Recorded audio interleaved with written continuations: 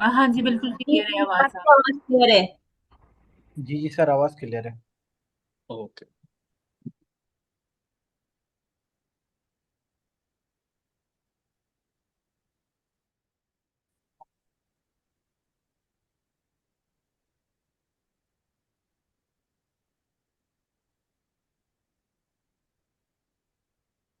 Okay, तो आज हमारी प्रैक्टिकल क्लास है। जो हमने कल डिस्कस किया था रैग के बारे में, आज हम उसे प्रैक्टिकली इम्प्लीमेंट करेंगे कोड के थ्रू।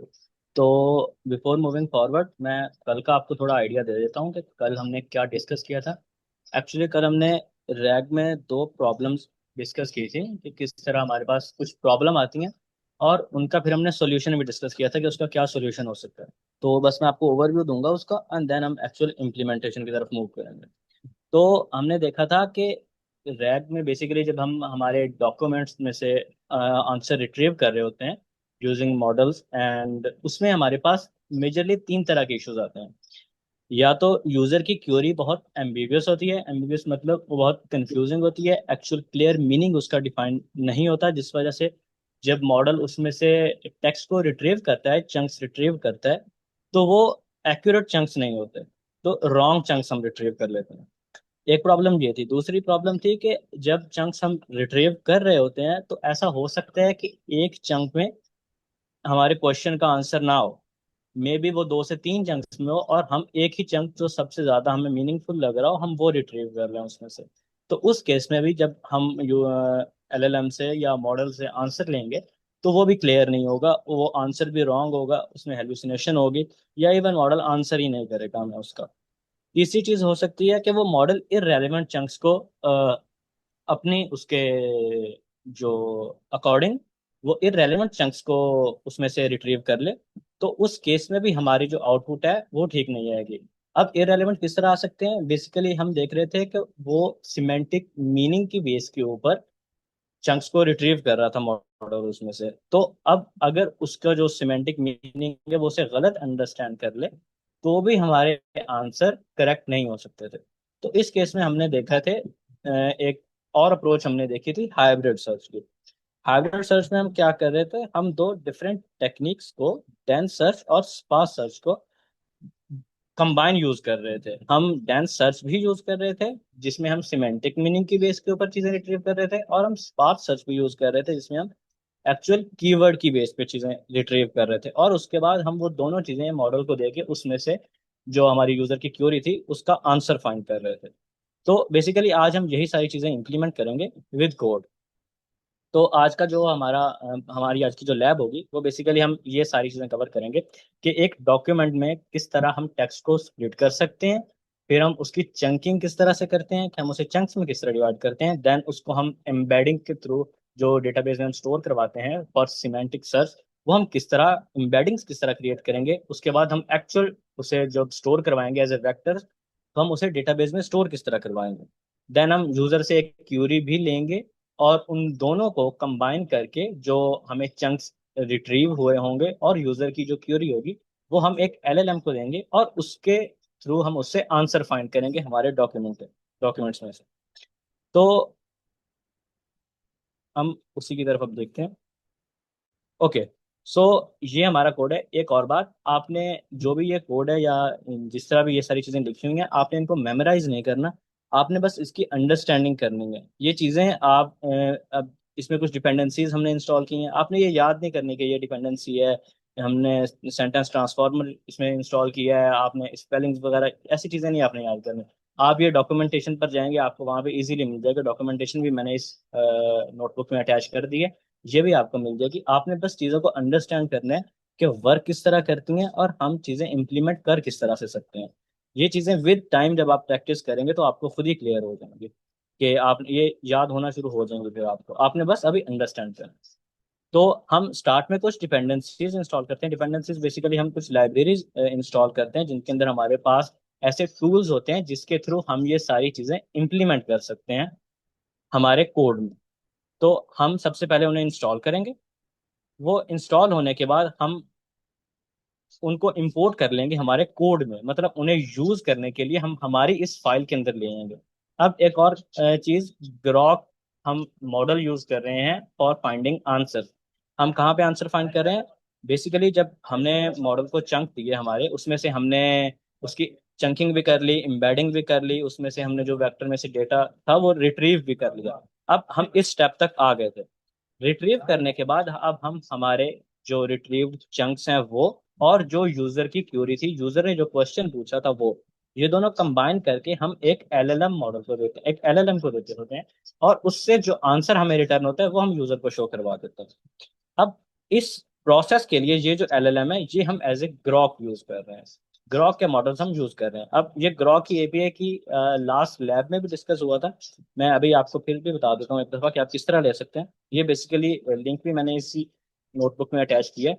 आप इस लिंक के ऊपर जाएंगे, console.grok.com/keys। अब यहाँ पे आपने अपनी की एक क्रिएट कर लेनी है। ये क्रिएट एपीआई की, आप इस पर क्लिक करेंगे, आप इसका कोई भी नेम दे सकते हैं, और उसके बाद आप इसे वेरीफाई करेंगे यहाँ पे, एंड देन आप इसे सबमिट करेंगे तो आपकी एक की क्रिएट हो जाएगी। सो बेसिकली ये की हमें एक वे प्रोवाइड करती है टू क्यूरी या उस मॉडल से क्वेश्चन करने के लिए, जिस तरह हम करते हैं क्वेश्चन मॉडल से। तो उसके थ्रू हमें एक गेटवे प्रोवाइड करती है ये एपीआई की, कि आप मॉडल को एक्सेस कर सकते हो। ये की क्रिएट करने के बाद आपने बस यहाँ पे, ये जब नोटबुक आपको शेयर होगी तो उसमें ये की अटैच नहीं होगी। ये वाली की आपने इसे अपनी की के साथ रिप्लेस कर देना है, जो भी की आप जनरेट करें। तो अब हम स्टार्ट करते हैं एक्चुअल हमारे टास्क से। तो यहाँ से हम देखते हैं। ओके, ये हमारा फर्स्ट पार्ट है। ये अब मैंने एक टेम्परेरी डॉक्यूमेंट्स हमने लिए हैं यहाँ पे। तो जब एक्चुअल वर्क हमारा चल रहा होता है या हम रियल वर्ल्ड एप्लीकेशंस बिल्ड कर रहे होते हैं तो हम इस तरह से डॉक्यूमेंट नहीं लेते। ये बस आपको अंडरस्टैंड करवाने के लिए हमने टेम्परेरी यहाँ पे लिए हैं। हम पीडीएफ फाइल्स या जो डॉक्स फाइल्स होती हैं वो अपलोड करते होते हैं मॉडल पे। उनके उनसे हम टेक्स्ट को एक्सट्रैक्ट करते हैं और उसके बाद हम उनके ऊपर प्रोसेसिंग स्टार्ट करते हैं। तो ये बस आज की प्रैक्टिस लैब के लिए हमने यहाँ पे ऐसा किया है कि हम एक डेटा क्रिएट कर रहे हैं और इस डेटा में से हम मॉडल से क्वेश्चन करें। अब यहाँ पे हमने उन जो भी हमारे डॉक्यूमेंट्स थे उनको लैंग चेन फॉर्मेट में कन्वर्ट कर दिया है। अब वो क्या चीज़ होता है, हम जब देखें यहाँ से हमने जितना भी डेटा एक्सट्रैक्ट किया। अब बेसिकली इस दफ़ा जो हमारे पास डेटा था, जितना भी था, ये सारा डेटा एक ही फॉर्म में था, मतलब हमारे पास टेक्स्ट के फॉर्म में सारी चीज़ें अवेलेबल थी। बट रियल वर्ल्ड सिनेरियोज में ऐसा नहीं होता। हमारे पास कुछ डेटा पीडीएफ्स में होता है, कुछ टेक्स्ट फाइल्स में होता है, कुछ इवन हमारे पास स्कैन्ड डॉक्यूमेंट्स होते हैं, कुछ हमारे पास वर्ड फाइल्स होती हैं। तो मल्टीपल जगह से हम डॉक्यूमेंट्स लेते हैं। वो सारे डॉक्यूमेंट्स जितने भी हम कलेक्ट करते हैं यूजर से, उन सब को हम टेक्स्ट के फॉर्म में उनसे डेटा एक्सट्रैक्ट करते हैं और उसके बाद हम उनके डॉक्यूमेंट्स बनाते हैं। अब ये जो एक डॉक्यूमेंट होता है ये दो चीजें कंटेन करता है। एक तो एक्चुअल जो कंटेंट होता है हमारा वो, कि आपके जो भी फाइल थी उसके अंदर जितना भी कंटेंट था वो सारा इसके अंदर होगा कंटेंट। और उसके साथ हमारे पास होता है मेटा डेटा, कि इस फाइल की इंफॉर्मेशन क्या है, इस फाइल का नेम क्या था, इस फाइल का साइज कितना था, या इसमें हमारे पास जो टोकन्स थे वो टोकन्स कितने थे। इस तरह की चीजें होती हैं। इस कंटेंट वाली ये जो फाइल है इसके रिलेटेड इसकी इंफॉर्मेशन हमारे पास मेटा डेटा में होती है। और जो एक्चुअल कंटेंट होता है हमारे पास वो कंटेंट के ब्लॉक्स में होता है। और ये एज ए होल हमारे पास एक डॉक्यूमेंट होता है। तो इस तरह हमने डॉक्यूमेंट क्रिएट कर लिए और उनका जो मेटा डेटा था हमने वो उन फाइल्स का नेम रख दिया। फॉर एग्जाम्पल, हमारे पास ये जो इतना एक डॉक्यूमेंट था उसका नेम हमने जो रखा वो हमने रखा डिसिप्लिनरी पॉलिसी, और उसके अंदर जो कंटेंट था वो हमारा ये सारा कंटेंट था। तो अब डॉक्यूमेंट्स हमारे क्रिएट हो गए हैं। अगर मैं आपको दिखाऊं तो हम इस डॉक को रन करेंगे एंड ये हमारे पास क्रिएट हो गया। हमने जो फर्स्ट डॉक्यूमेंट क्रिएट किया था उसका उसके अंदर जो फर्स्ट 200 कैरेक्टर्स थे हमने वो प्रिंट करवा के देख लिया। फर्स्ट डॉक्यूमेंट हमारा ये था लीव पॉलिसी वाला, और इसके जो फर्स्ट 200 कैरेक्टर थे, आई गेस यहाँ तक बनते हैं वो, तो हमने वो प्रिंट करवा के देख लिया और वो एक्चुअली में प्रिंट हो रहा है। तो मतलब हमारी सारी जो हमने डॉक्यूमेंट्स क्रिएट किए वो एक्चुअल में हो गए करिए। अब हम आते हैं चंकिंग वाले पार्ट। अब बेसिकली चंकिंग में हम क्या करते हैं, हम इसको चंक्स में डिवाइड कर देते हैं। हमारे पास जो जितना भी डेटा होता है, जो भी कंटेंट होता है वो सारा चंक्स के फॉर्म में डिवाइड हो जाता है। अभी ये हमारे पास एक कंप्लीट एक डॉक्यूमेंट है। बट हम अब इन सारे डॉक्यूमेंट्स को, जितने भी ये 5 से 6 डॉक्यूमेंट्स हैं, हम इन सबको कंबाइन करके उनको चंक्स में डिवाइड करेंगे। और उस चंक्स का हम एक साइज रखते होते हैं कि चंक का साइज कितना होता है। ये बेसिकली कैरेक्टर्स होते हैं। तो ये 300 चंक का साइज होगा। अब चंक ओवरलैपिंग हमने 50 कैरेक्टर्स लिख दिए। चंक ओवरलैपिंग क्या होती है? इमेजिन हमारे पास इस तरह से एक चंक, हमने हमारे पास कंटेंट था, ये कंप्लीट कंटेंट था एक। इसके अंदर हमने डिफरेंट चंक्स क्रिएट कर दिए। हमने एक चंक बनाया जो कि हमारा था 300 कैरेक्टर्स का। अब इसके अंदर ऐसा हो सकता है कि हमारे पास एक एक टॉपिक के ऊपर इस चंक में बात चल रही है, कोई भी टॉपिक वो हो सकता है। अब वो टॉपिक कंटिन्यू हो रहा है, बट अब हाँ, वो चंक का साइज एंड हो गया, वो 300 कैरेक्टर्स उसके रीच हो गए। तो अगर हम डायरेक्टली एक नया यहाँ से स्टार्ट करेंगे, तो अब उन दोनों में एक रिलेशन, एक वो होगी, कोहेरेंस होगी, वो खत्म हो जाएगी। वो दोनों डिफरेंट चंक्स बन जाएंगे। तो अगर मॉडल देख रहा होगा, यहाँ तक उसको जो इन्फॉर्मेशन मिल रही होगी वो एंड हो जाएगी, वो इसकी इन्फॉर्मेशन। तो वो सिर्फ इसी चंक को रिट्रीव करेगा। बट अब अभी हमने क्या किया कि हमने यहाँ पे एक ओवरलैप क्रिएट किया इस तरह से। सो बेसिकली इसके जो लास्ट 50 चंक्स होंगे, हमारे लास्ट 50 जो कैरेक्टर्स होंगे इस चंक के, वो हमारे दूसरे वाले चंक के साथ फर्स्ट 50 कैरेक्टर्स, उसके फर्स्ट 50 कैरेक्टर बन जाएंगे। उनमें ओवरलैपिंग हो रही होगी, वो उसके लास्ट 50 और जो सेकंड वाला चंक होगा उसके फर्स्ट 50 कैरेक्टर्स, वो दोनों सेम होंगे। ताकि जब मॉडल उस हम रिट्रीव कर रहे हो, तो अगर हमारा एक ही टॉपिक चल रहा है तो हम सेम उसको रिट्रीव कर पाए, दोनों चंक्स को हम रिट्रीव कर रहे हैं उसमें से। तो बेसिकली ये हमारे पास कॉन्सेप्ट होता है ओवरलैपिंग का, इस वजह से हम ओवरलैपिंग कर रहे होते हैं। अब चंक्स ओवरलैपिंग हो गई, अब हम इसे देखते हैं कि हमने चंक्स किस तरह से डिवाइड की। तो ये हमारे पास डॉक्यूमेंट जो 6 वाला था उसकी हमने चंकिंग किया, उसमें 8 उसने चंक्स क्रिएट करते हैं।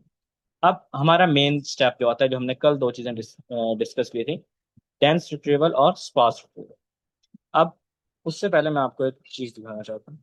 हमारे पास जो बेसिक डिफरेंस था डेंस सर्च में एंड स्पार्स सर्च में।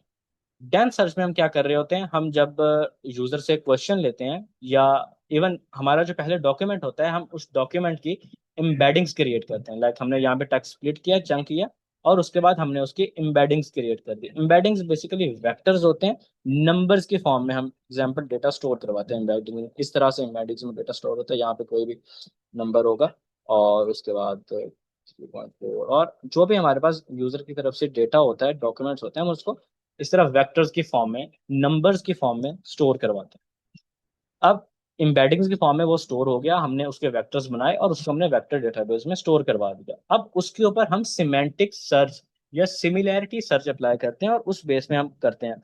हम उसके ऊपर एक्चुअल जो कीवर्ड्स होते हैं उसकी बेस पे सर्च नहीं कर रहे होते। हम सर्च करते हैं कि क्या जो दो यूजर ने जो हमें क्यूरी दी है उसके अंदर जो कीवर्ड्स हैं, क्या उनका सिमिलर मीनिंग है।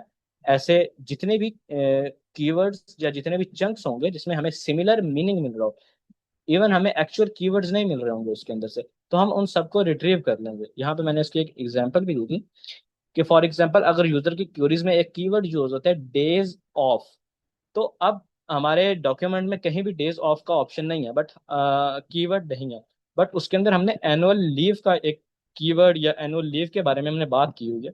तो जब हम डेंस सर्च सर्च करेंगे तो डेज ऑफ की बात हो रही होगी, तो वो एनुअल लीव वाला जो चंक होगा, जो वो वाला पार्ट होगा, वो उसे भी रिट्रीव कर लेगा। तो डेंस सर्च हमारे पास एक्चुअल में मीनिंग की बेस पे चीजों को रिट्रीव करता है। उनकी जितनी मीनिंग सिमिलर होंगे, वो आपस में जितनी सिमिलैरिटी रखते होंगे, उस बेस पे हम चीजों को रिट्रीव करते हैं उसमें से। अब इसके अंदर क्या होगा कि हमारे इस कोड ब्लॉक में हमारे पास क्या होगा कि हम एक मॉडल यूज कर रहे हैं एम्बेडिंग्स के लिए।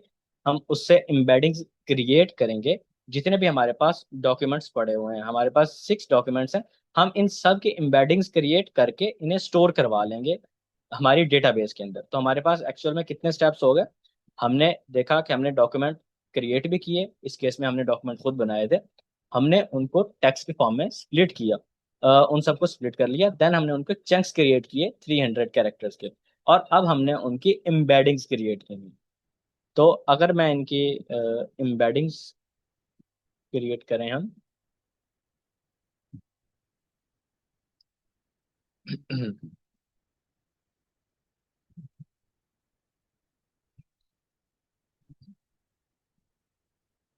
ओके, आई गेस ये थोड़ा टाइम लेगा। तो ये इसकी एम्बेडिंग्स क्रिएट हो रहे हैं, तब तक हम देखते हैं कि स्पार्स हमारे पास सर्च क्या आती है। हमने हमने डेंस सर्च देख लिया कि वो एक्चुअल मीनिंग या सिमिलर जितनी चीजें होती हैं उसकी बेस पे जज कर रही होती है, उसकी बेस पे हम कंटेंट को रिट्रीव कर रहे होते हैं। हमारे जितने भी चंक्स होते हैं उस बेस पे हम रिट्रीव करते हैं उन्हें। अगर हमारे पास ऐसा केस आ जाता है जिसमें हमें सिमिलैरिटी नहीं में हमें एक्चुअल जो कीवर्ड्स हैं वो चाहिए। फॉर एग्जांपल अगर किसी यूजर का नेम यूज हो रहा है, अगर मैं डॉक्यूमेंट्स में मैंने किसी हमजा से रिलेटेड इंफॉर्मेशन स्टोर करवाई हुई है और मुझे वो जानना है, तो अगर वो हमजा से रिलेटेड सर्च करेगा तो उसे एक नाउन के रिलेटेड चीजें नहीं मिलेंगी। बिकॉज अब हमजा एक नेम है, एक नाउन है, उससे सिमिलर इंफॉर्मेशन वहां पे उसे नहीं मिलेगी। उसके अंदर हम जो सिमिलर इंफॉर्मेशन स्टोर करवाते हैं, फॉर एग्जांपल अगर गाड़ी है, एक गाड़ी का नाम है, कोई भी कार है, या फिर अगर हम कार और बाइक दोनों देखें तो उनकी जो सिमिलैरिटी होगी वो एक व्हीकल के साथ ज्यादा होगी। वो व्हीकल है, वो दोनों चीजें ही एक व्हीकल है। तो उस बेस पे जो हमारे सिमिलैरिटी सर्च में जो चीजें मिलेंगी, अगर मैं कार के लिए करता हूँ तो देर आर हाई चांसेस कि मुझे बाइक या व्हीकल उसमें से रिट्रीव होके मिले। बट अगर एक नाउन के लिए हम करते हैं तो हमें वो चीज नहीं मिलेगी, हमें एक्चुअल कीवर्ड सर्च करने होते हैं। तो इसी तरह और भी मल्टीपल केसेस होते हैं जिसमें हमें एक्चुअल कीवर्ड चाहिए होते हैं। अब उस केस में हम यूज करते हैं स्पार्स सर्च को। स्पार्स सर्च बहुत ही सिंपल है, इसके अंदर हम जस्ट कीवर्ड्स की बेस पे सर्च करते हैं। हम एक कीवर्ड, यूजर की जो क्वेरी होती है उसे पूरे डॉक्यूमेंट में स्कैन करते हैं, और जहां पर वो एक्चुअल कीवर्ड हमें मिल जाता है वो उस चंक को या उस पार्ट को वो रिट्रीव कर लेता है और वो हमें दे देता है। अब इन दोनों सिनेरियोज में ऐसा हो सकता है, हमारे पास मल्टीपल सिनेरियोज ऐसे होंगे जिसमें अकेला अगर हम डेंस सर्च यूज करें तो वो भी एफिशिएंट नहीं होगा, और अकेली स्पार्स सर्च भी एफिशिएंट नहीं होगी। तो इसके लिए हमने कल ही डिस्कस किया था हाइब्रिड सर्च, कि हम इन दोनों चीजों को कंबाइन करके यूज करेंगे। अब वो कंबाइन हम किस तरह से करेंगे उन्हें, हम बेसिकली दोनों सर्चेस करेंगे और हम इसके भी जो बेस्ट रिजल्ट होगा वो स्टोर करवा लेंगे अपने पास, और इसका भी जो बेस्ट रिजल्ट होगा वो स्टोर करवाएंगे। और जब हम एलएलएम से क्यूरी करेंगे उस बारे में तो हम वो दोनों चीजें उसे साथ में अटैच करके भेजेंगे। तो ये आई गेस हमारे पास हो गया। तो ये उसका रिजल्ट था, हमने यहाँ पे उससे क्यूरी की थी how many days I can take off, और उसने सिमेंटिक सर्च की बेस पे, ये आपने याद रखना है कि हमारे जो उसके अंदर था हमने ये डेंस रिट्रीवल किया है तो इसने सिमिलर मीनिंग की बेस पे हमें आंसर जो फाइंड करके वो दिया है। How many days I can take off, तो इसका आंसर हमें उसे मिला है unused annual leave can be carried forward to the next year up to a maximum 10 days. Sir आपकी स्क्रीन शेयर नहीं हो रही है, मतलब अटकी हुई है।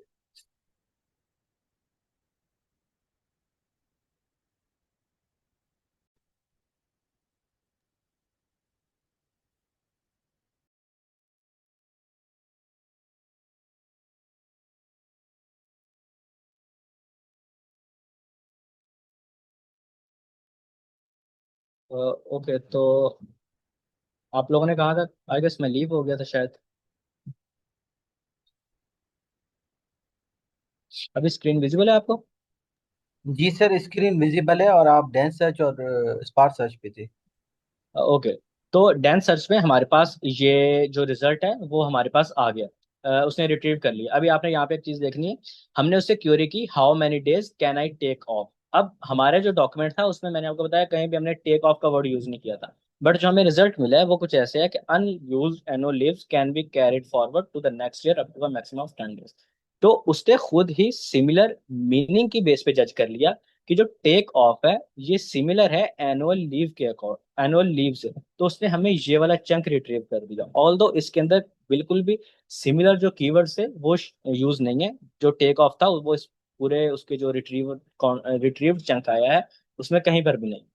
तो इसमें हमने देखा कि किस तरह उसने सिमिलर मीनिंग की बेस पे हमें चंक्स रिट्रीव करके दिए।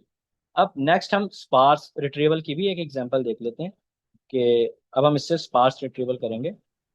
और सर ये जो हमारा डेंस सर्च होता है ये, हाँ, सेमेंटिक सर्च ही कहते हैं इसे, जी, जो इसे हमारा बाय सिमेंटिक, डिफॉल्ट हम रैग में यूज करते हैं जी, ये एज ये ए टूल। सिमेंटिक सर्च ही है, सिमिलैरिटी सर्च भी इसे बोलते हैं। हम बाय डिफॉल्ट इसे ही यूज कर रहे होते हैं। अब इसमें इशू ओके। यही आ जाता है कि अगर हमें कीवर्ड की बेस सर्च सर्च करना है तो वो हम नहीं कर पाए। ओके, तो ये हमारे पास स्पार्स रिट्रीवल का भी रिजल्ट आ गया।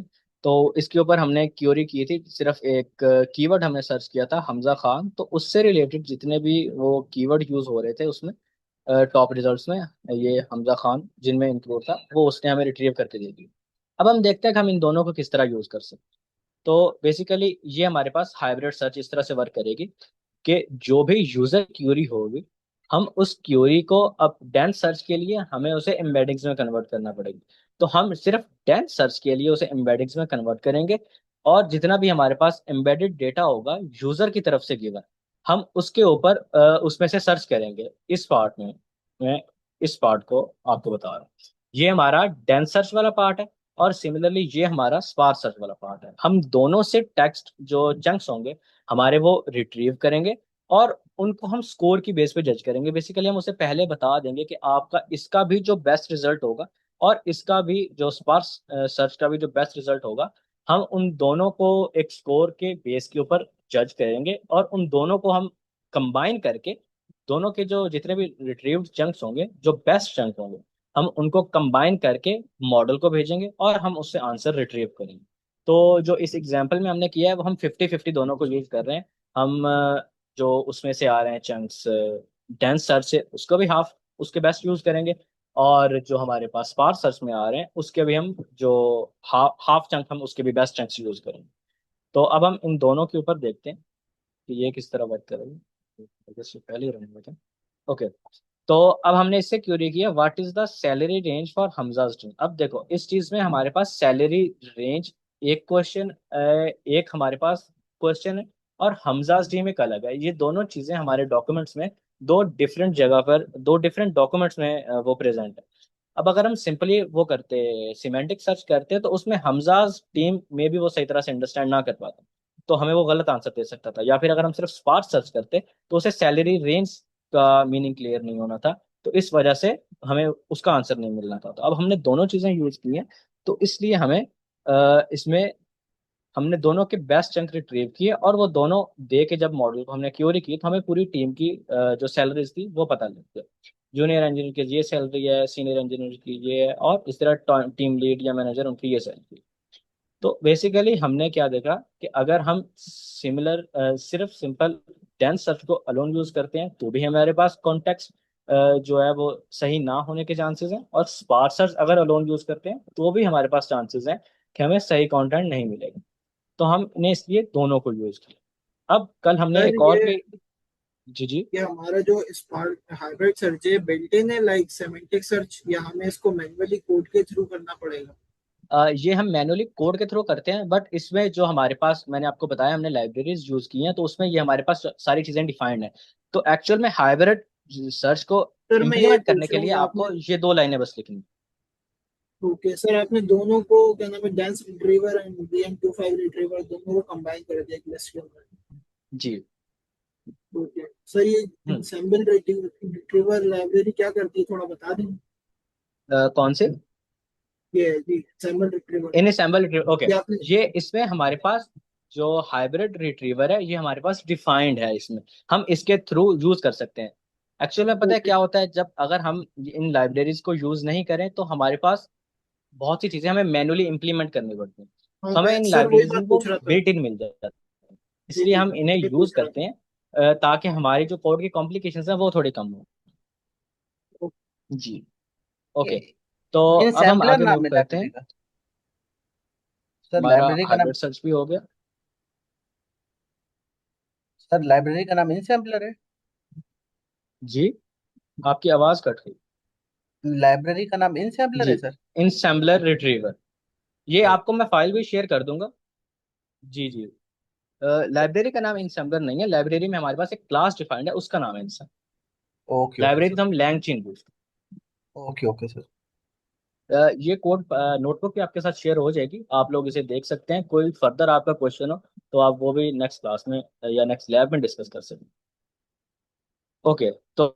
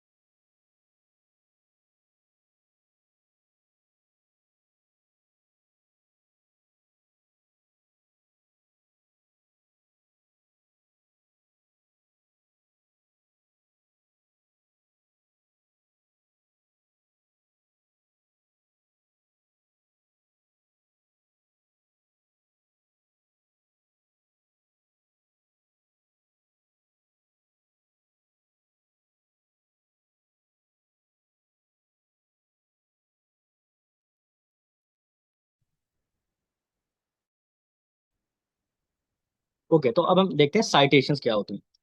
फॉर एग्जांपल हमारे पास एक सिनेरियो है।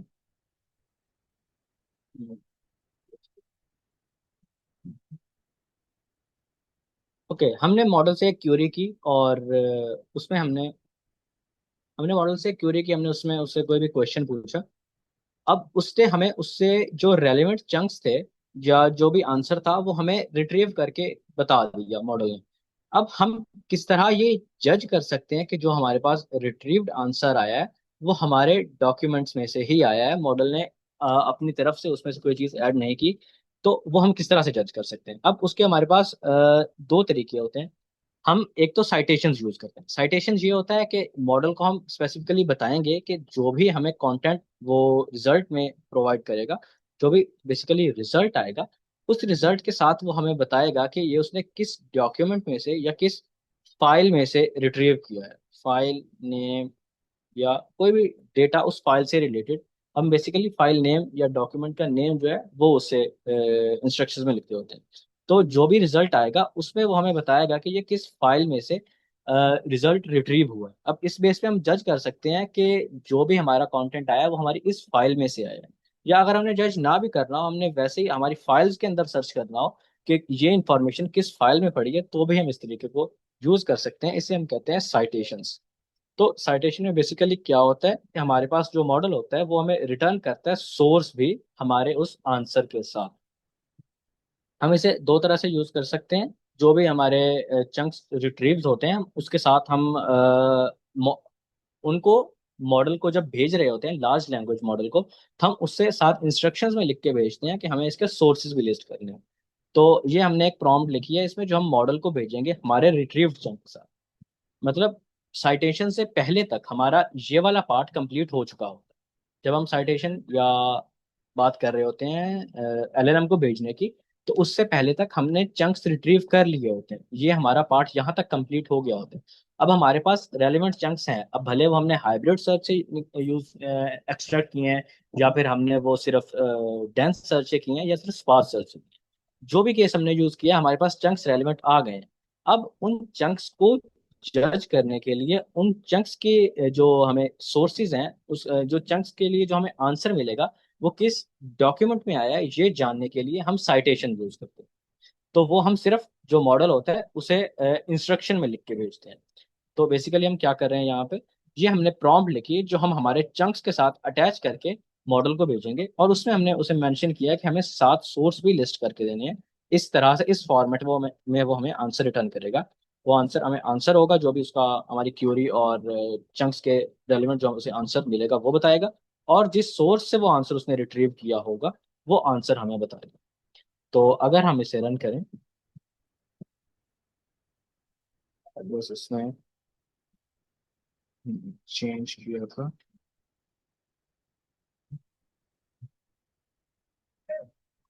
सारे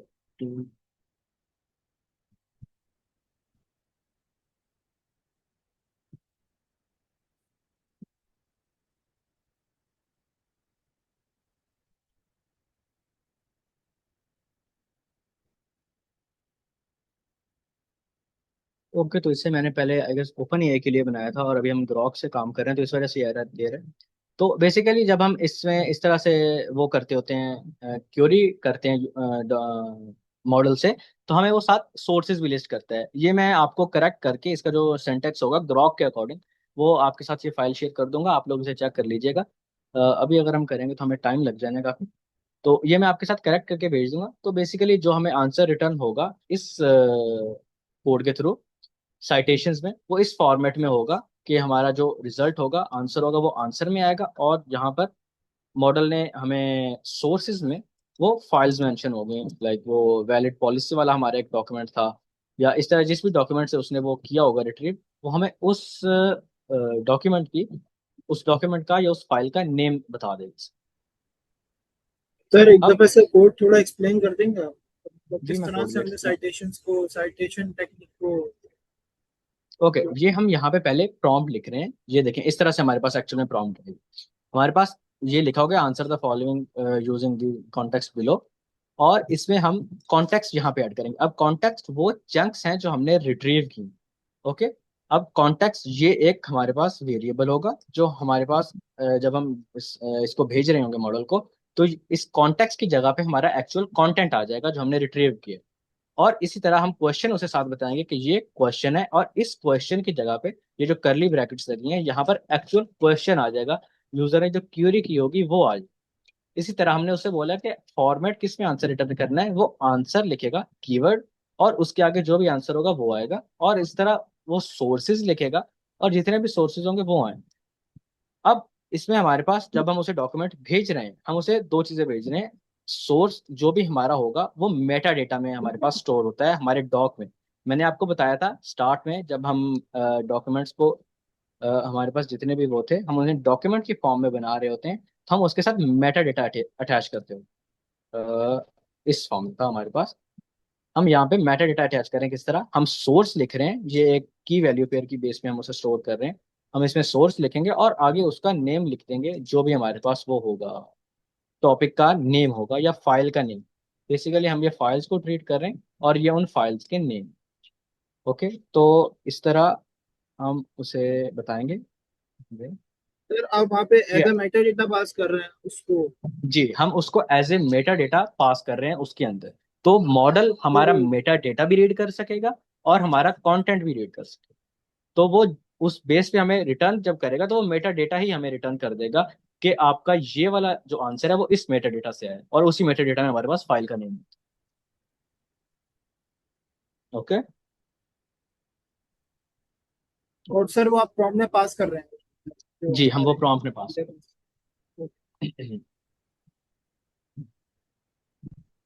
ओके, सो हमारे पास रैक मेमोरी का कॉन्सेप्ट है। इससे पहले मैं आपके साथ डिस्कस करूंगा रैगेस का कॉन्सेप्ट। ओके, जिस तरह हम साइटेशन में, अब साइटेशन के हमारे पास मैंने आपको दो यूजेस बताए। एक तो अगर हमने सोर्स जानना है कि सोर्स क्या है, क्या वो वैलिड है, उसके लिए भी हम यूज कर सकते हैं। दूसरा, अगर हमें हमारे डॉक्यूमेंट्स में से ये जानना है कि कौन सा हमारी जो इन्फॉर्मेशन है वो किस डॉक्यूमेंट में पड़ी है, तो वो भी हम जज कर सकते हैं। बट अगर हम इसे इस वे से देखें कि हमारा जो कॉन्टेंट आया है हम इसे जज करने की बेस पे अगर देखें तो वो किस फाइल में से आया है, अगर हम सिर्फ नाम की बेस पे जब जज करेंगे तो आई गेस वो इतना एक्यूरेट नहीं होगा। बिकॉज हमारी उस फाइल में से आ सकता है बट मे भी मॉडल ने उसके अंदर कुछ चीजें एडिशनल ऐड कर दी, तो ये इतना क्लियरली उस चीज को हमें नहीं बताता। इसके लिए हम यूज करते हैं रैगेस का कॉन्सेप्ट। रैगेस बेसिकली होता है रैग असेसमेंट सूट। इसमें हमारे पास चार चीजें हम आंसर ले रहे होते हैं। जो हमारे पास जनरेटेड कंटेंट होता है, अब ये किस स्टेप पे आता है, जब हमने चंकिंग भी कर ली, रिट्रीवल भी कर लिया, हमने मॉडल से आंसर ले भी लिया, अब हम उसको जज करने के लिए उसके ऊपर ये अप्लाई करते होते हैं। इसमें हमारे पास बेसिकली चार चीजें आंसर हो रही होती हैं कि जो हमारे पास आंसर आया है क्या वो हमारे डॉक्स में से ही आया है, हमने कितने यूजफुल चंक्स रिट्रीव किए, कि हमारा जो कंटेंट था हमने उसके लिए कितने चंक्स रिट्रीव किए और उसमें से यूजफुल कितने थे जिनके अंदर एक्चुअल आंसर था। ये तो नहीं हो रहा कहीं मॉडल हमारा बहुत ज्यादा जो चंक्स हैं उनको ही रिट्रीव कर रहा है और उसमें से हमारा आंसर सिर्फ कुछ चंक्स में, दो से तीन चंक्स में है, और बाकी सारे एक्स्ट्रा उसने रिट्रीव कर लिए हैं। या फिर हम ये जज कर रहे होते हैं कि हमने जितने इंपॉर्टेंट चंक्स थे क्या वो सारे रिट्रीव किए हैं, मॉडल ने कोई मिस तो नहीं कर दिया उस उनमें से चंक्स। क्या ऐसा तो नहीं हुआ कि जिन चंक्स में एक्चुअल में हमारा आंसर था वो उसने मिस कर दिया और उसने कोई और ही चंक्स रिट्रीव कर लिए। और लास्ट चीज हम ये जज करते हैं कि जो हमारा आंसर था क्वेश्चन से वो कितना रेलिवेंट है। हमने एग्जैक्ट जिस चीज के बारे में क्वेश्चन किया है क्या मॉडल ने हमें उसी चीज के बारे में आंसर बताया है, कहीं उसने और चीजें उसमें तो नहीं कर दी, एडिशनल इंफॉर्मेशन अपनी तरफ से तो नहीं ऐड कर दी, या फिर उसने जो इंफॉर्मेशन कंप्लीट थी हमें इनकम्प्लीट इंफॉर्मेशन तो नहीं दे दी। तो बेसिकली ये चीजें हम असेस कर रहे होते हैं हमारे रैगर्स। इस कॉन्सेप्ट में हमारे पास क्या होता है कि हम इन सारी चीज़ों को जज करते हैं। ये हमने फाइल्स में भी आपने कल देखा था कॉन्सेप्ट, इसमें ज़्यादा क्लियरली बताया होगा कि जितने चंक्स हमने रिट्रीव किए हैं वो कितने रेलिवेंट हैं। तो हम उनकी जो जज करते हैं उनको वैल्यू की बेस पे जज करते हैं। ये वैल्यूज हमें रिटर्न होती हैं रैगस असेसमेंट के बाद। तो अगर हमारा जो कॉन्टेक्स्ट प्रिसीजन के हमारे कितने रेलिवेंट चंक्स रिट्रीव हुए उसमें हमें आंसर 0.80 या उससे ज्यादा के मिल रहा होता है, तो मतलब वो कर रहे हैं हमारे पास एक्यूरेट है, वो हमें रेलिवेंट चंक्स मिले। इस तरह अगर हमारा जो टारगेट है वो ऑल रिट्रीव चंक्स में, जब हम वो दूसरा जज कर रहे होते हैं कि कितने उसने चंक्स रिट्रीव किए हैं नीडेड जो इंपॉर्टेंट है, उसने जो अनइम्पॉर्टेंट चंक्स है वो तो नहीं रिट्रीव कर लिए, उसको भी हम एक सर्टेन वैल्यू देते हैं कि 0.80 से अगर ज्यादा है, 0.70 से अगर ज्यादा है, तो वो हमारे पास एक्चुअल में करेक्ट है, या उतना वो उसने ठीक आंसर दिया। तो ये वैल्यूज हमारी चेंज हो सकती हैं, ये वैल्यूज फिक्स नहीं है। ये सिनेरियो टू सिनेरियो, या जो हमारे पास जितने प्रॉब्लम्स होती हैं उसके अकॉर्डिंग वेरी करता है कि हम कितना एक्यूरेट या कितना प्रिसाइज जाना चाहते हैं, या कितनी हम उसमें जो वो है कंफ्यूजन है वो हम बेयर कर सकते हैं उसके अंदर। तो ये फिक्स नहीं होती वैल्यूज, बट हम यूजुअली इतनी ही वैल्यूज 0.80 0.70 तक यूज करते होते हैं इन चीज़ों को जज करने के लिए। तो इसका कोड अगर मैं आपको दिखाऊं, तो हम रैगेस को इंपोर्ट कर रहे हैं बेसिकली यहाँ पे, और हमारे पास जो वो हैं हमारे क्वेश्चंस हैं, वो हम मॉडल से इवेल्युएट करने के लिए हम उससे क्यूरी कर रहे हैं मॉडल से। तो अगर हम, मैंने इसे आपको रन करके दिखाऊं, तो वैसे इसमें भी वही एरर है, नाइफ चेन डिफाइन, इसमें भी वही है इशू। ये ओपन एआई के लिए हुआ है हमारे पास कॉन्फ़िगर। तो इस बेस में हमारे पास वो मॉडल क्या रन कर रहा होता, रिटर्न हमें बेसिकली क्या कर रहा होता है, हमें इस तरह की वैल्यूज रिटर्न हो रही होती हैं। जीरो पॉइंट कितनी वैल्यू है जो हमें वैल्यू रिट्रीव हुई है, तो हम उसे कंपेयर करते हैं हमारी जो टारगेटेड वैल्यू होती है उसके साथ, क्या वो वैल्यू हमारी इक्वल है, क्या उससे ज्यादा है तो हमारे पास एक्यूरेट इन्फॉर्मेशन आई है, हमारे पास ज्यादा चंक्स जो अनइम्पॉर्टेंट चंक्स है वो रिट्रीव नहीं हुआ है, हमारा जो क्वेश्चन था वो एक्यूरेटली आंसर हो गया है। तो इस तरह हम उसे जज करते हैं। और अगर ये वैल्यूज ना हो तो हम उसके बाद उसके अकॉर्डिंग हमारे जो नेक्स्ट स्टेप्स हैं वो प्लान करते होते हैं कि हमें इसे दोबारा से, जो हमारी वो है सर्चिंग टेक्निक है, वो चेंज करने की जरूरत है, क्या हमारे डॉक्यूमेंट्स इनकम्प्लीट हैं। तो उस बेस पे जो भी हमारे पास स्टेप्स होते हैं हम उन्हें जज कर रहे होते हैं। तो बेसिकली ये कोड क्या कर रहा है वो मैं आपको बता देता हूँ। इसमें से हम जितने भी एवेल्यूशन के हमारे क्वेश्चंस हैं हम एक एक करके मॉडल को भेज रहे हैं उसके ऊपर क्वेरी करने के लिए, और हम दो चीजें उससे ले रहे हैं, एक तो वो क्वेश्चन और एक उसका आंसर। अब इसमें मैंने लिमिट कर दिया था कि उसका जो आंसर है वो सिर्फ 100 कैरेक्टर शो होंगे, बट एक्चुअल जब हम इम्प्लीमेंट कर रहे होते हैं तो हम पूरे आंसर को उसे जज करने के लिए रीड करते हैं। तो ये हो गया। अब एक और इम्पॉर्टेंट कॉन्सेप्ट जो हमने कल भी डिस्कस किया था, वो था मेमोरी का। अब तक आपने जितने भी हमने देखे क्वेश्चन जो हम रैग में देख रहे थे, तो सर अगर हम रैक को अभी यूज नहीं कर सकते, रैगस को, तो हम सर लैंग स्मिथ को यूज कर सकते हैं अभी? ओके, लैंग स्मिथ का हमारे पास अलग कॉन्सेप्ट है। इसमें हम उसे यूज कर सकते हैं, बट हम प्रेफर जो कर रहे होते हैं, जो हमारा एक्चुअल कंटेंट रिट्रीव होने के बाद हम यूज करना चाहते हैं, वो उसमें हम प्रेफर करते हैं कि हम रैगेस को यूज। आप लैंगस्मिथ भी यूज कर सकते हैं, बट लैंगस्मिथ आपको मैंने इसलिए नहीं करके दिखाया बिकॉज हमें वो सेटअप करना पड़ना था, और उसको आपको जब आपने उसकी प्रैक्टिस वगैरह भी करनी थी तो आपको उसकी एपीआई की यूज और इस तरह वो सारी चीजें सेटअप करनी पड़ती हैं। ये चीजें जो अभी हम आपको बता रहे हैं ये आपको इस तरह पीसीज में शो हो रही होंगी कि आपने पहले रैग बेसिक पढ़ा, फिर अब आपको एडवांस रैग हम पढ़ रहे हैं। तो दो अलग अलग चीजें हो रही हैं, बट विद टाइम हमारे जो नेक्स्ट मॉड्यूल्स हैं, जो नेक्स्ट लैब्स हैं, हम उनके अंदर प्रॉपर एक इम्प्लीमेंट करके फुल प्रोडक्ट भी बनाएंगे। जब हम फास्ट एपीआई पढ़ेंगे उसे डिप्लॉय करने के लिए, तो हम एक रैग बेस्ड प्रोजेक्ट करेंगे। उसमें जब ये सारी चीजें आपस में कनेक्ट होंगी, तब हम देखेंगे कि हमें किस तरह यूज करना है, हम बैगेस को यूज करेंगे या हम लैंगस्मिथ को यूज करेंगे या हम दोनों को यूज करेंगे उसके। तो ये सारी चीजें अभी पीसीस में पढ़ाने का आपको बस ये मकसद है कि आप कॉन्टेक्स्ट क्लियर हो जाए, आपको कॉन्सेप्ट क्लियर हो जाए कि इस तरह चीजें वर्क करें। हम इन सबको इम्प्लीमेंट भी करेंगे, और फिर आप उस वक्त हम जज करेंगे कि हमें किस तरह चीजें यूज करनी है। Okay sir. ओके, तो नेक्स्ट हमारा कॉन्सेप्ट मैं आपको बताने लगा था मेमोरी का। हमने अभी तक जितने भी जो क्वेश्चंस देखे हैं इसके अंदर, जो सिनेरियोज देखे हैं, उसमें यही होता है कि हम एक क्यूरी करते हैं और हमें उसके ऊपर एक आंसर मिल जाता है। जो भी क्वेरी होती है उसके अकॉर्डिंग हमें उसके लिए एक आंसर मिल जाता है। बट ये होता है कि अगर मैं उससे दोबारा क्वेरी करूं उस मॉडल से हमारे प्रीवियस आंसर के अकॉर्डिंग, तो उसे नहीं पता होगा। फॉर एग्जांपल अगर मैं उससे मॉडल से पूछता हूँ कि किस पर्सन के बारे में हमारे डॉक्स में इंफॉर्मेशन है, तो वो मे भी हमें बता दे कि हमजा खान के बारे में इसमें लिखा हुआ है, या फिर जिस पर्सन के बारे में भी लिखा होगा। बट अगर मैं उससे पूछता हूँ कि उसकी सैलरी क्या है, तो अब वो मॉडल मुझसे क्वेश्चन आगे कर लेगा, या फिर वो आगे से बोल देगा आई डोंट नो, या फिर वो पूछ लेगा का किसकी बात करें। मतलब मॉडल को याद नहीं रहेगा कि हमने प्रीवियस क्वेश्चन क्या किया था। अब फॉर इधर भी एक एग्जांपल लिखी हुई है कि what is the refund policy. अब इसमें उसने आंसर कर दिया कि you must submit within 30 days। Similarly next question हमने प्रीवियस के अकॉर्डिंग किया, how long does it take. अब ये यहाँ पे कंफ्यूज हो जाएगा, वो आई डोंट नो बोल सकता है, या फिर वो हमें कोई आंसर ही नहीं करेगा, या अपनी तरफ से कुछ भी वो बोल देगा। तो अब वहां पे वो मॉडल कंफ्यूज हो गया, बिकॉज उसके पास जो प्रीवियस हमारी चैट है उसका कॉन्टेक्स्ट नहीं मौजूद, हमें उसके पता नहीं है कि प्रीवियस चैट क्या हो रही थी, किस टॉपिक पे बात हो रही थी, और उसने आगे जो बात हुई है वो किस टॉपिक से रिलेटेड। तो इसको फिक्स करने के लिए हम मेमोरी का कॉन्सेप्ट यूज करते हैं। अब बेसिकली मेमोरी में हम किस तरह वर्क करते हैं, हम हमारी जो भी प्रीवियस क्यूरीज हुई होती हैं हम उनको भी मॉडल को भेजते हैं। हमने यहाँ पे देखा था कि जब हम सेंड कर रहे होते हैं मॉडल को, हम यहाँ पे इस तरह से चीजें भेजते हैं। हमारे पास जो रिट्रीव्ड चंक्स होते हैं हम वो ऐड करते हैं। हमारी बेसिकली पहले तो हमारी प्रॉम्प्ट होती है जो हमने प्रॉम्प्ट उसे दी, हम उसके साथ हमारा जो कॉन्टेक्स्ट रिट्रीव किया होता है हम वो बताते हैं मॉडल को। इसके साथ हमारा जो रिट्रीव्ड कॉन्टेक्स्ट था हमने वो अटैच कर दिया इसके साथ एक प्रॉम्प्ट के उसे क्या करना है, बेसिकली जज क्या करना है, क्यूरी जज क्या करना है और किस फॉर्मेट में आंसर रिटर्न करना है। उसके बाद आ गया कॉन्टेक्स्ट, उसके साथ हमने उसे बता दिया कि उसे किस फॉर्मेट में हमें आउटपुट भेजना है। अब ये जो कॉन्टेक्स्ट है ये बहुत चीजें इंक्लूड करते हैं हमारे पास, मेटा डेटा भी और जो हमारा कंटेंट होता है जो रिट्रीव्ड चंक्स होते हैं वो भी, ये दोनों चीजें हम इसमें इंक्लूड करके प्रॉम्प्ट के साथ मॉडल को भेजते हैं।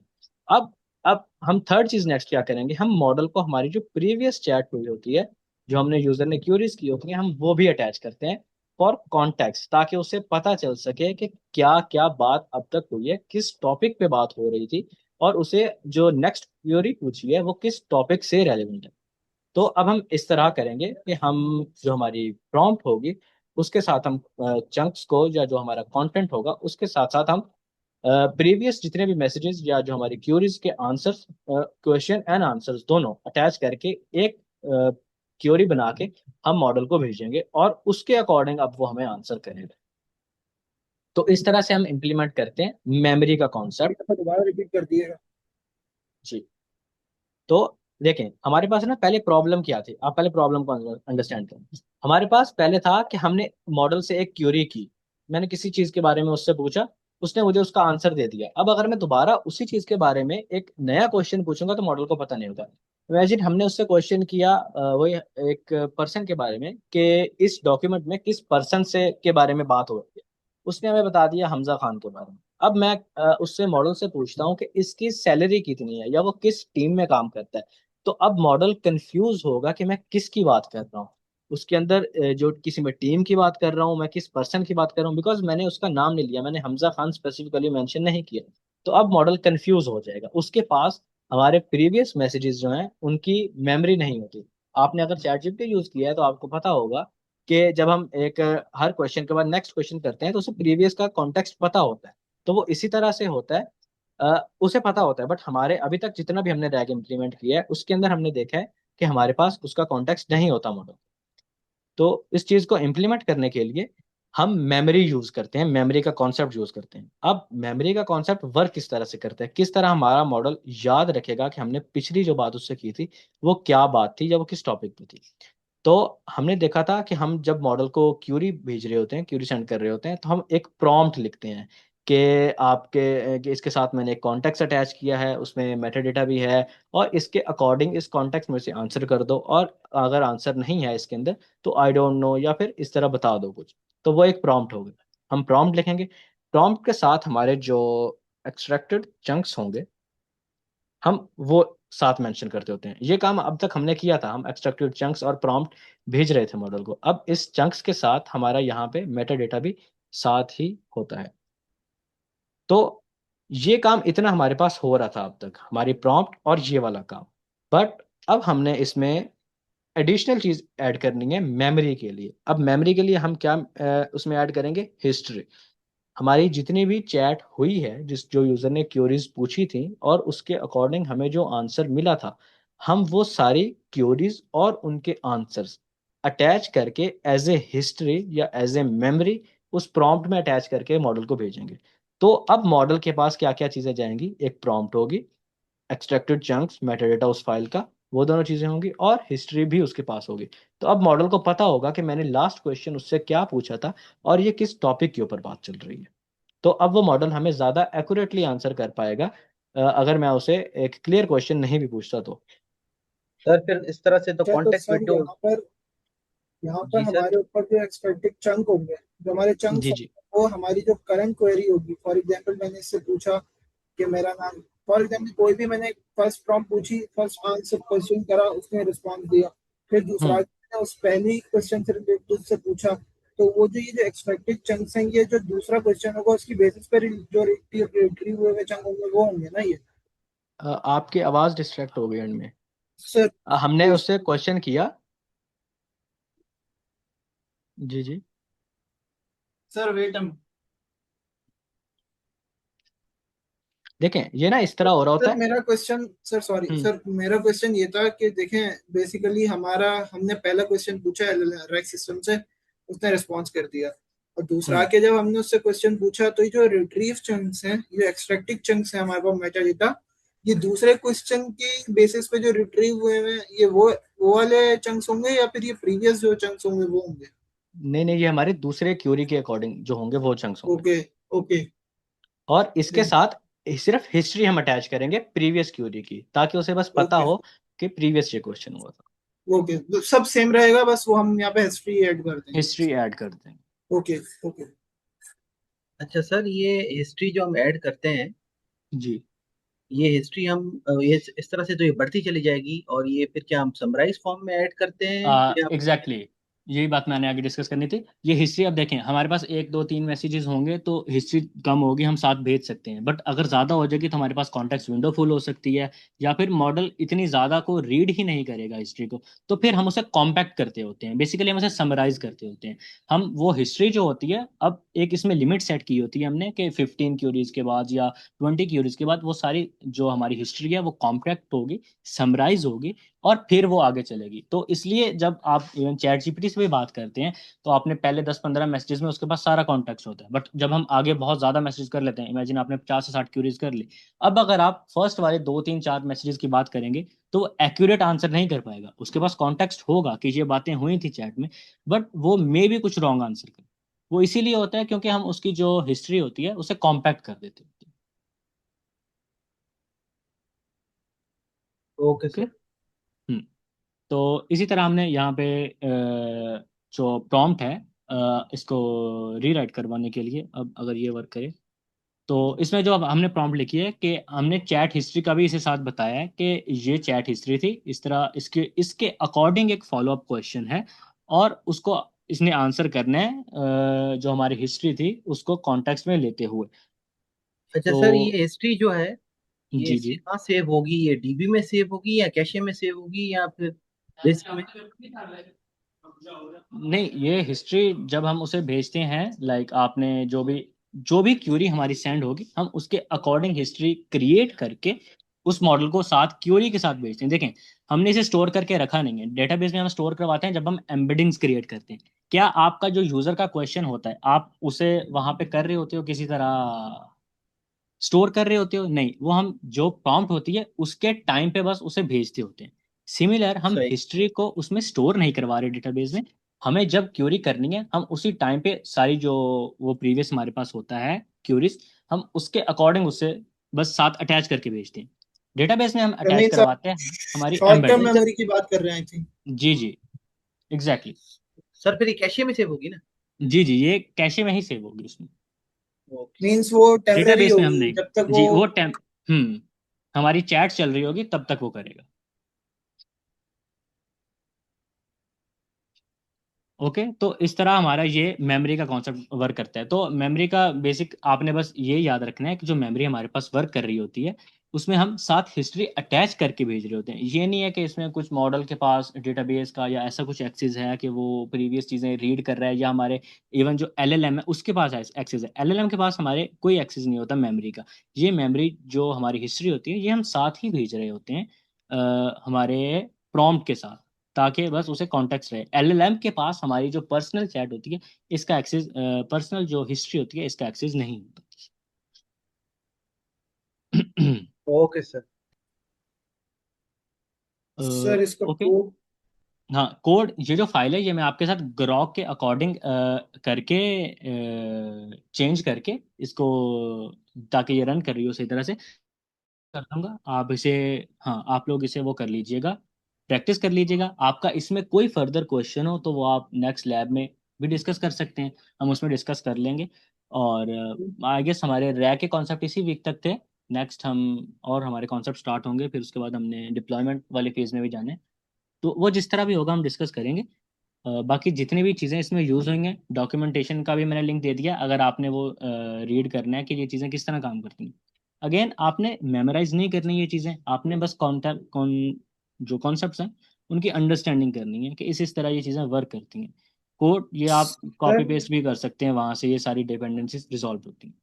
जी जी। सर यहाँ पे हम लैंगचन की जो बिल्ट इन मेमोरीज हैं, लाइक हम्म वो memory buffer, like multiple kinds of built in memories हैं, जो हम्म, मतलब हमारे कॉन्टेक्स्ट विंडो इश्यूज आते हैं उसको रिजॉल्व करती हैं, तो हम उनको यहाँ यूज नहीं कर सकते, लाइक जो हम कर नॉर्मल सकते चाइल्ड हैं। कोड होता है। जी, हम लेकिन उन्हें भी यूज कर सकते हैं। आपके इधर जो हमारा अभी तक हमने जो किया था स्टडी, इसीलिए वो कवर नहीं करवाया आपको, कि अभी हमने ये बेसिक चीजें कवर करनी थी। तो हम वो भी यूज कर सकते हैं, सर अगर हम आपको उनका यहाँ कॉन्सेप्ट पर है। जो है, तो हम यहाँ हम्म। पर जो है वो हम मैनुअली जो है हिस्ट्री पास कर रहे हैं, अपने जी, प्रॉम्प्ट के अंदर जो इंजेक्ट कर रहे प्रॉम्प्ट के हैं। अंदर ओके इंजेक्ट सर, कर दो। तो सर यहाँ पे अगर कॉन्टेक्स्ट का इशू नहीं आ सकता है यहाँ पे अगर। मैंने बताया ना कि कॉन्टेक्स्ट का इशू आएगा तो हम उसे कॉम्पैक्ट करेंगे, उस हिस्ट्री को। तो अब वो अगर ज़्यादा, इमेजिन हमारे पास हिस्ट्री पड़ी है 15 क्यूरीज की, तो वो 15 को कॉम्पैक्ट करके हमारे पास जो समरी बनेगी वो अटैच करके भेजेगा। वो हम बिल्ट इन मेमोरीज के थ्रू भी कर सकते हैं आई थिंक सर। वो हम बिल्ट इन मेमोरी में भी कर सकते हैं, उनमें भी ये फीचर होते हैं। ओके, तो आज का इतना ही था हमारा सेशन। आपका कोई क्वेश्चन हो तो आप नेक्स्ट भी कर सकते हैं, कोड भी ओके। आपके साथ शेयर हो जाएगा। एंड आज के लिए इतना ही था।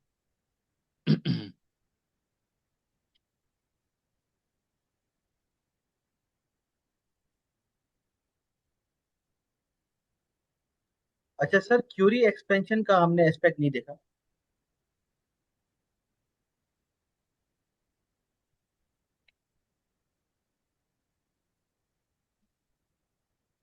जी सर। हेलो।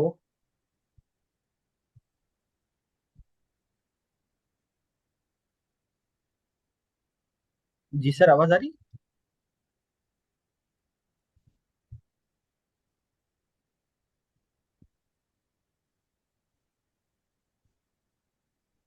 हेलो।